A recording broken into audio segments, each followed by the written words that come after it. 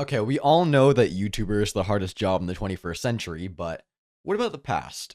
Well, I did a bunch of research, and here's the list of the worst job I could find from every historical time period, starting with tomb builders in ancient Egypt. And these guys' jobs were to build tombs and pyramids in a really hot desert with little food and long working hours, all while they could have gotten killed at any moment by the local wildlife.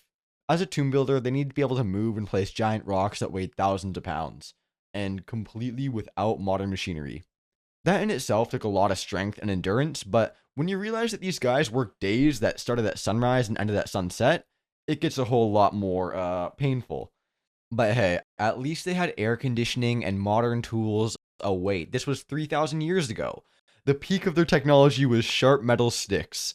A lot of the time, that lack of any good equipment would literally break the workers. All the dust coming from the rocks could also lead to them getting huge issues with their lungs over time, not to mention that falling rocks could turn you into a human pancake at any moment. And while you were working, you also had to worry about local wildlife like snakes coming to you, so you couldn't even relax if you were given the chance. Yeah, that's not fun. But if you didn't like building things, you could instead help mine things with the ancient Greeks. Take, for example, the silver mine workers. These guys were forced to dig and extract silver ore from mines, which required a lot of intense labor. They also only had very basic and often outdated tools with them, making the job a lot harder. Imagine for a second that you're working in a small, poorly ventilated mine, just trying to dig for silver, while touching a lot of toxic materials like lead and mercury would surely give you diseases later on. And suddenly, the tunnel behind you caves in, leaving you trapped in there like a puppy in a tar pit. This was a real scenario for a lot of workers, because the risk of cave ins, falling rock, and other accidents like accidentally splitting someone's skull with a pickaxe were insanely high. If you were trapped in a cave, they really only came back to save you if they thought you were worth the trouble of saving, so if you were rich or higher status. But the slaves that were most commonly sent to these mines just weren't worth it to the ancient Greeks, so most of the time they just left you to run out of air or to be killed by falling rock. The guys working in these mines were also sent to work very long hours with very little pay, because, hey, it's ancient times. Slavery laws are still a good 3,000 years away. The combination of the extreme physical labor, toxic exposure to minerals, and harsh treatment by the slave owners meant that mine workers had very short lifespans, often being worked to exhaustion or just dying from diseases. I think I speak for most people here when I say that getting executed isn't that fun. But who knew that having to execute people wasn't fun either? Yeah, I know, it sounds really weird, but it's true. Being an executioner all throughout history sucked so bad that they were just removed from society as a whole. And a lot of times, they were forced to live alone for most of their lives.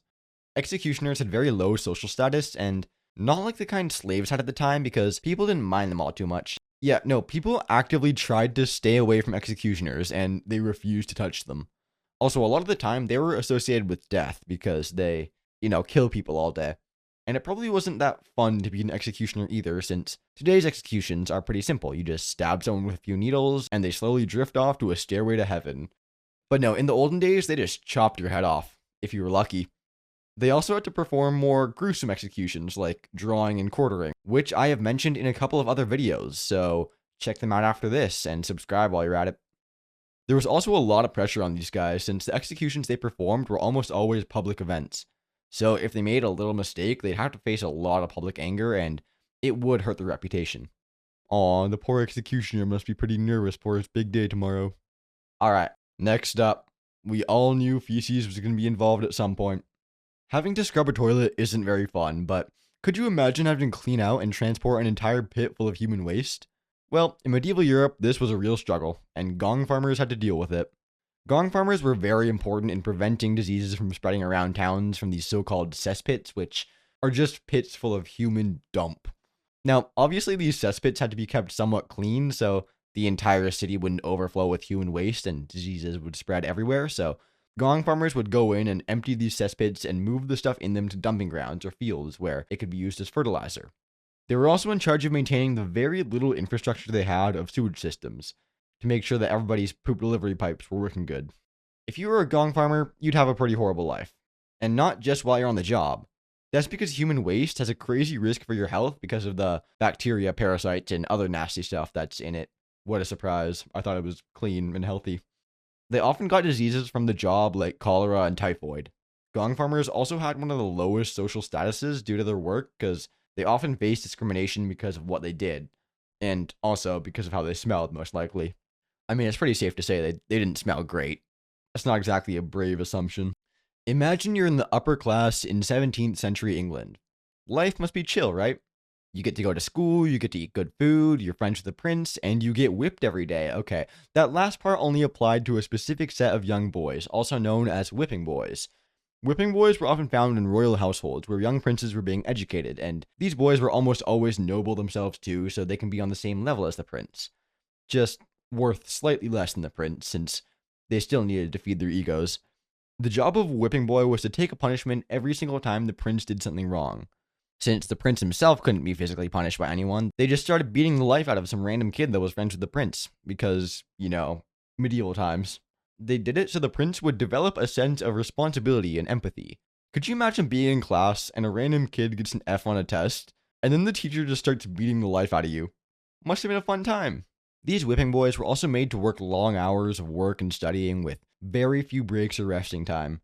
Compared to a lot of other jobs in the 1600s, this one wasn't too bad, but then you realize it's happening to literal children.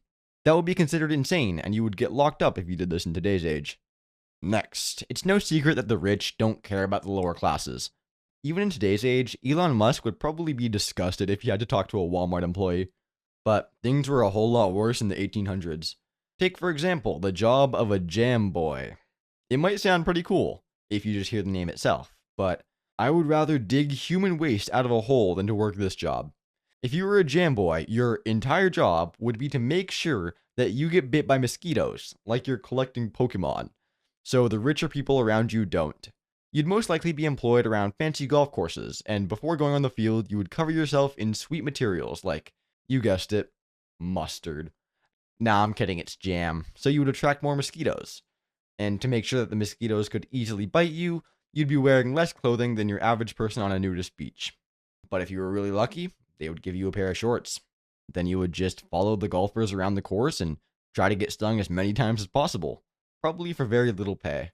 You did, however, get to keep the jam that you rubbed all over your body to bring home to your family, so that's pretty neat, I guess. It totally makes up for the 8,000 itching bite marks you have on your body. Sadly, there's no evidence of this job ever actually existing, as it all just comes from stories that were passed down. But luckily for all the jam boys that would have lived in the 1800s, they wouldn't have to experience being a soldier in the First World War, as there's a good chance that it was probably the worst job anyone's ever had, and it's so much worse than you might think. Apart from the obvious fact that you can get shot through the head at any moment on the day, World War I soldiers had it extremely rough during their time on the battlefield. Or afterwards, actually. Starting with the fact that World War I soldiers were exposed to all sorts of nasty things, like poison gas, plenty of diseases, or rats crawling near, around, or on you.